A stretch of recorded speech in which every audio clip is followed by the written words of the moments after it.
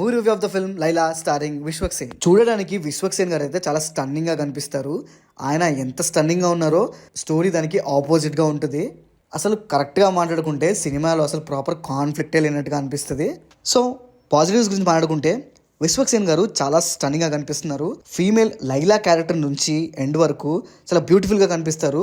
Female character లో ఉన్నంతసేపు first half లో తను ప్లే చేసిన సోను మోడల్ అనే మేల్ క్యారెక్టర్ గుర్తురారు.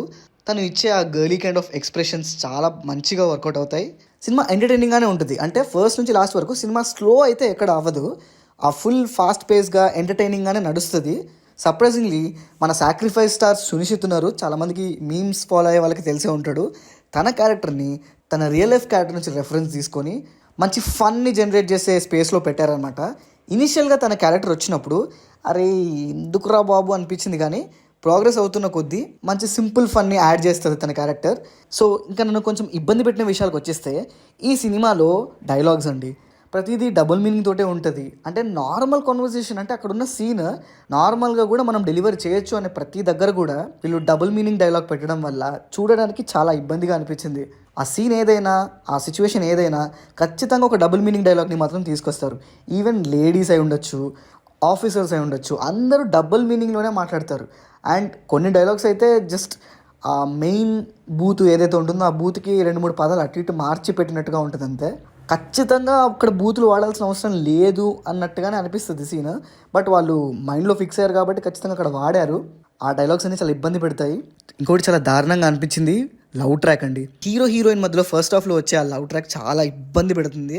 హీరోని లవ్ చేయడానికి గల రీజన్ ఏదైతే ఉందో అది అసలు మైండ్ పని చేయదు. అది కావాలని పెట్టారు, ఇంటెన్షనల్లీ పెట్టారా లేకపోతే నేనేమైనా తప్పుగా అర్థం చేసుకున్నా నాకు అర్థం కాలేదు. ప్లీజ్ కరెక్ట్ మీ. మీరు కనుక ఈ సినిమా చూసుంటే ఆ సీన్లో అసలు హీరోకి ఎందుకు పడిందన్న విషయం నాకు అర్థం కాలేదు. దానికి మినిమం డిగ్రీ చేసి ఉండాలేమో.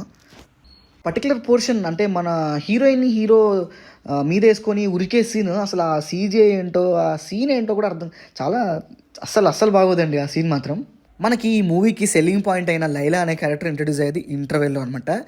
ఇంటర్వెల్లో ఖచ్చితంగా ఆ పోర్షన్ రావాలని చెప్పి ముందు పార్ట్ అంతా ఫిల్ చేశారు. ఇంటర్వెల్కి వచ్చేటప్పటికి మనం ఏ క్యారెక్టర్ కోసం అయితే వెయిట్ చేస్తున్నాం ఆ క్యారెక్టర్ అప్పుడు వస్తుంది అనమాట. ఫస్ట్ హాఫ్లో ఆ సోను మోడల్ క్యారెక్టర్ చూస్తుంటే కూడా, అంటే పక్కన మన మార్కస్ క్యారెక్టర్ చేసినట్టు ఉండడం వల్ల ఏమో కానీ డీజే టిల్లు ప్రతి ఫ్రేమ్లో గుర్తొస్తుంది అనమాట.